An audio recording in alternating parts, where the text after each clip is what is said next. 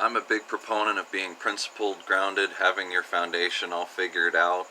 I think that it says a lot about a person that's willing to give their life and to die for their belief. It means something, damn it. And I see what's going on right now. My point of view, my opinion is that a lot of people seem to be without grounding, without principle. And I think most of that is indoctrination. I think that we used to be, as a Christian nation, we were grounded in those key principles there, those values, Christianity, Christian living, Christian family units, Christian communities. And whether you agree or not, there has been an effort to dissolve that. There has been a counter-Christian effort in America. I won't debate it with you, I'm just saying there is, because where is it now? Where is Christianity now? They kicked it out of school, they kicked it off of television, it's not in the news. Every time you see Orthodox, evangelic, old school Christianity, it's vilified, demonized. They're either inbred hillbilly dumbasses or they're super violent, zealous morons or something. Come on now. You really think that one of the biggest populations, the biggest religions in the world is nothing but idiots? Okay, so my suggestion, I see a problem, my suggestion is everybody needs to get on board with principles and realize that the system, the matrix, whatever problem you perceive, it's robbing you of your principles. It wants you to be ungrounded, untethered. It wants you free falling, drifting in the ocean, whatever. Because that is where you draw your strength from. That is where a person gets their power from. You don't get it from being popular. And you want to think it's money. It's not. A human's individual power comes from self-identification and then allegiance or devotion or investment in an ideological faith, a religion. You either believe in your God, or you believe in yourself, or you believe in your mission, or you believe in your prodigity, your children, whatever. But you have to believe in something, or else you won't get out of bed in the morning. You won't take the deep breaths. You won't lift the heavy weights. You won't endure the hardship, the pain, the suffering.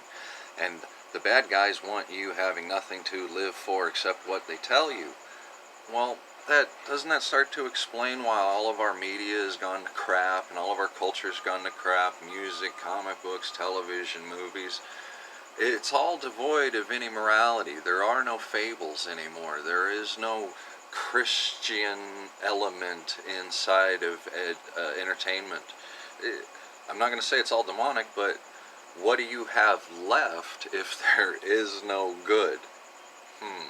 So if you're going to have anything to hold on to ground yourself to believe into, in a world full of distractions where people are cutting off their weenies and losing their minds and everybody has pretty colored hair now, I would say take an inventory. If you're scared of opening the Bible, if you're scared of attending a church, if you're scared of talking to other more mature people than you, then take an inventory of yourself by yourself. Remove yourself and then ask yourself what's most important. I think that you'll find if you take it seriously, you gain some real perspective. I'm going to save you some time if you want, skip to the end. It's children, because what are you doing with your life if you can't offer it to anybody or anything and you can't take it with you? You want to offer it to the next generation to save them the effort and to protect them as best that you can from the suffering that you've already learned from. Why do they have to learn from it too? Children should be coveted and they should be safe, and they should maintain their purity as long as possible.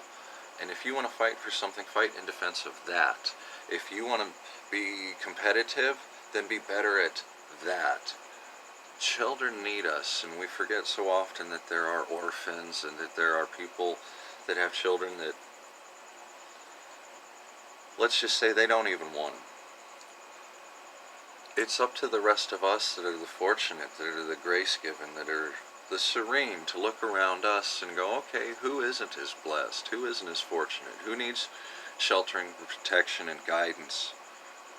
Well, there you go. There's your purpose. And then that is also your principle. You start to function based off of that. There's an enemy to the children. Report, defend, and then the rest of this stuff, if it's a distraction, If it's, you can tell it's meant to corrupt and pervert children, then you know, cut the plug, you burn the shit, you get rid of it, you find the guy that made it and you boot him in the ass and you kick him the fuck out of town. But what's going on right now is this mass psychosis because people are unprincipled, and as long as they don't have principles, they can't connect to what they believe their reality should be. They can't match their subconscious with their conscious reality because they have no guiding force. Guiding force has to be some kind of faith in principle. That faith in principle should most obviously be children. That's what we're being sigiled, we're being tricked into believing, we're forgetting.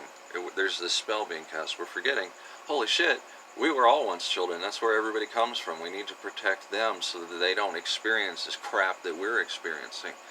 The innocent shouldn't have to endure the hardships of the lazy, the malcontent, the insecure, the greedy. That's not fair. I know fair is an ugly word, but sit, meditate, think about it, and I'm pretty sure you'll come to similar conclusions.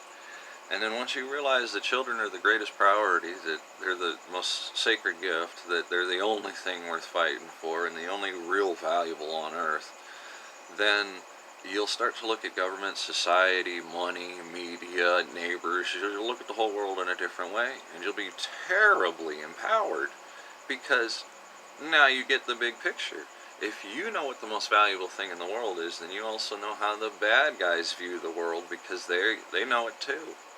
And as long as you're at the top level of the game, then that means you are vigilant, you're prepared, you're able. You are that scenario where you have power, so you're responsible. You've been given purpose. You can see what's going on. Now do something about it. Let me know.